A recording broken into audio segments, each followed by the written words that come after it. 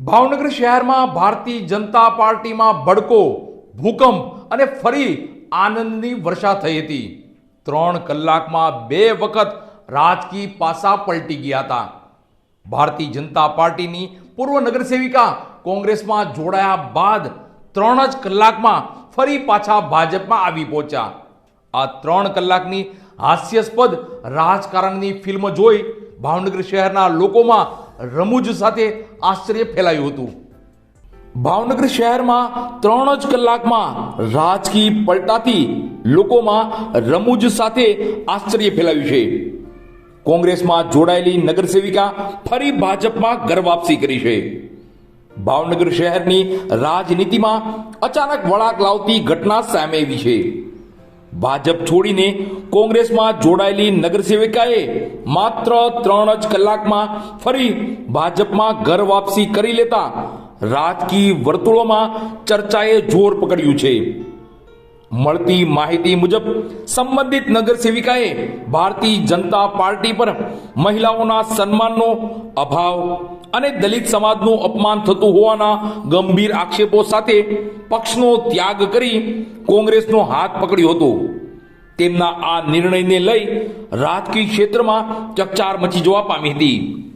બપોરે 12 વાગ્યે ભારતીય જનતા પાર્ટીનો ખેસ ઉતારી કોંગ્રેસનો હાથ પકડી વડવા બ વોર્ડના પૂર્વ નગરસેવિકા સેજલબેન ગોહિલે કોંગ્રેસમાં જોડાયા બાદ શું કહ્યું તે જોઈએ. કોંગ્રેસની વિચારધારા અને પહેલા ભાજપમાં જ્યારે નગરસેવિકા હતી ને ત્યારે હું ખૂબ સુરક્ષિત હતી અને અમારા દલિત સમાજનું ને લઘુમતી સમાજનું ઓબીસી સમાજનું બહુ શોષણ થાય છે. તમે સુરક્ષિત નહોતા તો 5 વર્ષ સુધી તમે કેમ રહ્યા ત્યાં વચ્ચેથી તમારે મૂકી દેવું હતું ને ભાજપને? હા બરોબર છે, પણ હું સુરક્ષિત નથી. મને થોડોક સમય મને તો એક હાલત હતી કે એકવાર જોઈજો, પણ આગળ જેમ જેમ થઈ તો લાગ્યું નહીં કે હું સુરક્ષિત છું. કઈ રીતે સુરક્ષિત નહોતા તમે ભાજપ? પહેલા પ્રથમ તો મારા વિસ્તારમાં બુટલેગરનો ત્રાસ હતો, મારી પર હુમલો થયો, મારા હસબન્ડ પર હુમલો થઈ ગયો.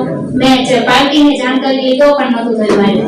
તમને કોંગ્રેસ ઉપર એવો વિશ્વાસ છે કે અચાનક તમને એવો વિચારધારામાં ખ્યાલ પડી ગયો કે તમે સુરક્ષિત થઈ જવાના હતા? હા, પરંતુ આશ્ચર્યજનક રીતે માત્ર 3 જ કલાકના ટૂંકા ગાળામાં જ નગરસેવિકાએ કોંગ્રેસ સાથે છેડો ફાડી ફરી ભાજપમાં જોડાવાનો નિર્ણય કર્યો.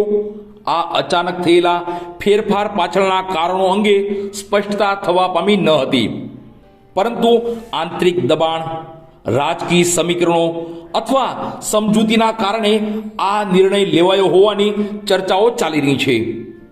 આ ઘટનાએ બંને પક્ષોની અંદર ચર્ચાઓ અને સવાલો ઊભા કર્યા છે. એક તરફ કોંગ્રેસમાં જોડાયા બાદ તરત જ બહાર નીકળી જવાની ઘટનાને લઈ કોંગ્રેસ કાર્યકરોમાં નારાજગી જોવા મળી રહી છે, તો બીજી તરફ ભાજપમાં પાછા આવવાથી પાર્ટી દ્વારા તેનું સ્વાગત કરવામાં આવ્યું હોવાનું સૂત્રો જણાવી રહ્યા છે. આ સમગ્ર પ્રકરણને કારણે શહેરની રાજનીતિમાં અચાનક ગરમાવો આવ્યો છે અને આગામી દિવસોમાં આ મામલે વધુ ખુલાસાઓ થાય તેવી શક્યતા વ્યક્ત કરવામાં આવી રહી છે. તો ફરી ભારતીય જનતા પાર્ટીમાં જોડાયા બાદ ભારતીય જનતા પાર્ટીના પૂર્વ નગરસેવિકા સેજલબેન ગોહિલ શું કહે છે તે જોઈએ. સેજલબેન, માત્ર 3 કલાકમાં કોંગ્રેસમાંથી ભાજપમાં આવ્યા છો, શું કહેશો? શું એવું થયું તો પાછું આવવું જવું પડ્યું? હું થોડાક સમય માટે ભરમાઈ ગઈ હતી. કોંગ્રેસના આગેવાનોએ મને ભરમાઈ દીધી હતી. કઈ રીતે ભરમાવી દીધા? મને અલગ અલગ રીતે ને સુરક્ષિત નથી ને અને એ લોકો દ્વારા જ મને બોલાવવામાં આવ્યું હતું કે આવી રીતે બધું બોલજો તમે. અચ્છા બેન, પણ તમે અને પછી મારી ભૂલ સમજાણી એટલે હું પાછી આવી. એવું કહી રહ્યા હતા કે હું પોતે સુરક્ષિત નથી, માઇનોરિટી વિસ્તાર ઓબીસી લોકો છે એ પણ સુરક્ષિત નથી ભાજપમાં. મને કોંગ્રેસના આગેવાનો દ્વારા કહેવામાં આવ્યું હતું કે તમે આવી રીતે બોલજો. શું આગળ કોણ નામ? કોંગ્રેસના આગેવાનો છે ઘણા. પણ શું નામ હતું? નામ તો નથી. અચ્છા, એટલે હવે તમે જે પહેલા કહી રહ્યા હતા કે ભાજપમાં સુરક્ષિત નથી, તો કોંગ્રેસના ભાજપમાં સુરક્ષિત નથી, તો હવે તમે પાછા સુરક્ષિત છે?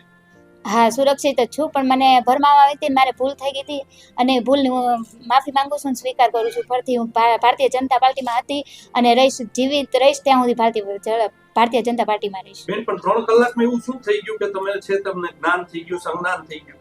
મારી ભૂલ સમજાઈ ગઈ અને મેં વિચાર કરીને પાછી હું આવી છું. અચ્છા, કોણે ભૂલ સમજાવી બેન?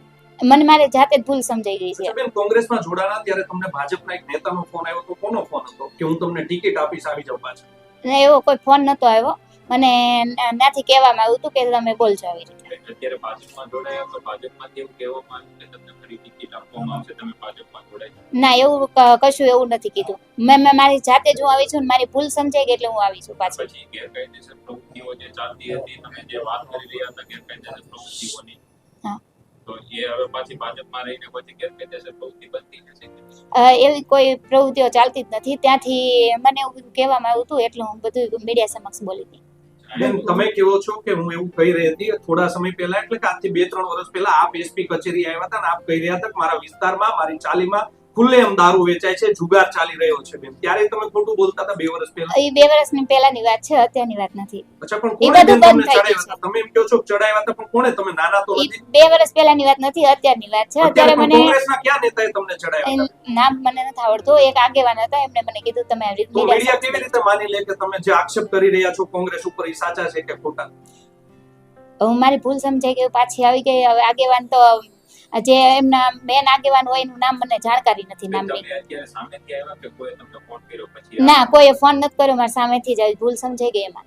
અચ્છા, એટલે કોંગ્રેસનો જે મેનિફેસ્ટો હતો પછી ત્યાંથી સીધા અહીંયા આવતા. હા, મને ભૂલ સમજાઈ ગઈ. થોડોક સમય વિચાર કર્યો પછી ભૂલ સમજાણી કે નહીં, મેં આ ખોટું કર્યું છે, હું એમાં જ સુરક્ષિત છું એટલે હું પાછી આમ આવી. હવે પાછી ભારતીય જનતા પાર્ટી તમારા ઉપર કેમ વિશ્વાસ કરશે? કારણ કે તમે પાછા જતા રહેશો હોય. હું હવે જાજુ નથી આમાંથી તો જ મને અહીંયા આવવા દીધી હોય ને, વિશ્વાસ હોય તો જ. અચ્છા, પાછું ઓબીસી સમાજ સુરક્ષિત થઈ જશે. હવે એ બધી સમાજ સુરક્ષિત હતી. મેં કીધું મને ભરમામાં આવી હતી અને મારે જાજુ કેવું નથી. બેન, કેટલા સમયથી કોંગ્રેસ વાળા છે તમારી સંપર્કમાં? છેલ્લા ઘણા સમયથી. કેટલો સમયથી તમને બોલાવવામાં આવ્યા? મને લગભગ 2-3 મહિનાથી કે બોલાવવામાં આવી હતી. તમે આ રીતના પલટો કરી રહ્યા છો, લોકો વિશ્વાસ કરશે તમારી ઉપર?